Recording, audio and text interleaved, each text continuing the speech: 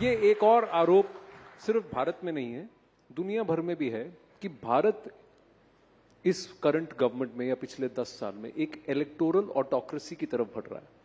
अगर हम एक स्टेटस को स्मैश करने की बात कर रहे हैं, तो यहां पर how would you respond to this कि हम धीरे धीरे एक इलेक्टोरल ऑटोक्रेसी बन रहे हैं, यानी कि जनमत तो है लेकिन सब कुछ एक पर्टिकुलर डायरेक्शन में कंट्रोल के साथ आगे बढ़ाया जा रहा है। जिस देश ने अंग्रेजी हुकूमत को उखाड़ फेंका, जिस देश में आज 940 मिलियन वोटर आइडेंटिफिकेशन और ऑथेंटिक आइडेंटिफिकेशन के साथ अपना वोट देंगे, उस इलेक्टोरेट का इतना बड़ा अपमान मैंने आज तक नहीं सुना।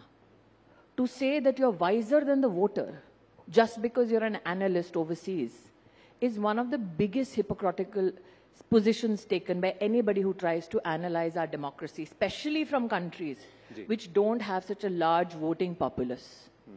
What they cannot fathom is why the average Indian today is buoyant about their future prospects. What they cannot possibly come to terms with is why India and Indians are so blatant about their ambitions and their pursuits of excellence. And possibly that is why this is the same voice which when COVID came said, how will India survive with 6 lakh plus villages? How will Indians eat? How will Indians receive pharmacological support? How will Indians get a vaccine? I think the mettle of a country and a leadership is best tested when your back is to the wall. India not only made vaccines, delivered it to 1.4 billion citizens, it also gave vaccines and pharmaceuticals to 160 countries. India is the only nation in the world today that at the doorstep of 800 million citizens consistently for the past 2.5 years is delivering free ration every month.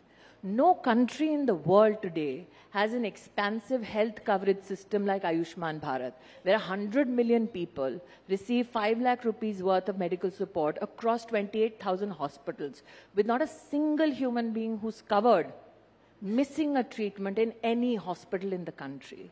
So I think that those people who sit in these analogies and analysis possibly cannot come to terms with the fact that India has a functional government, which is tested every time we go to polls, and that you have a leadership that responds to the people's needs and people who appreciate that leader.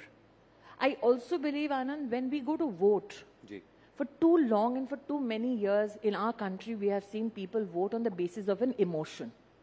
Narendra Modi and before him Atal Bihari Vajpayee, I'm very proud, were two leaders who said, judge us by our development performance.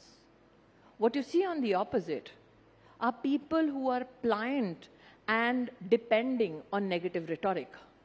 But Modi is the only leader right now who has given you a national ambition. Remember, after the independence freedom movement, we've never had a national ambition and a clarion call like 2047. So while Modi says for 2047, we need to create more opportunities for education, for enterprise, for skill, for manufacturing, what does Rahul Gandhi offer you?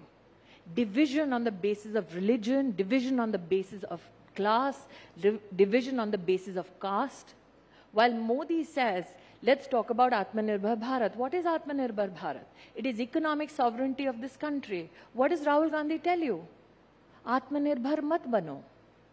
While Modi says, let's pull 25 crore Indians out of poverty, and today the World Poverty Clock, forget anybody else, says that less than 3% people in India now live under the line of poverty. What does Rahul Gandhi tell you? He glorifies poverty. He glorifies a martyrdom at the altar of lost opportunities. So why should any informed voter then vote for Rahul Gandhi or an alliance which is barely together? लेकिन वो ये कहते हैं कि voter तो हमें vote करता है, लेकिन राजा की जान ईवीएम में है। देखिए, जो राजघराने में पैदा हुआ हो, जिसने उपहास उड़ाया हो एक ऐसे व्यक्ति का जो एक जमाने में चाय वाला हुआ करता था, ये तो राजनीति की कैसी माया है कि अब उसको वो चाय वाला राजा दिखता है। स्मृति जी, आपने कहा कि मरते दम तक, ये आपका अगर बयान सही है, मैं वहां गांधी परिवार को अमेठी में जीतने नहीं दूंगी। और ऐसा लगता है कि मेरा प्रकोप ऐसा है इस वचन का कि रायबरेली से भी गायब हो गए हैं।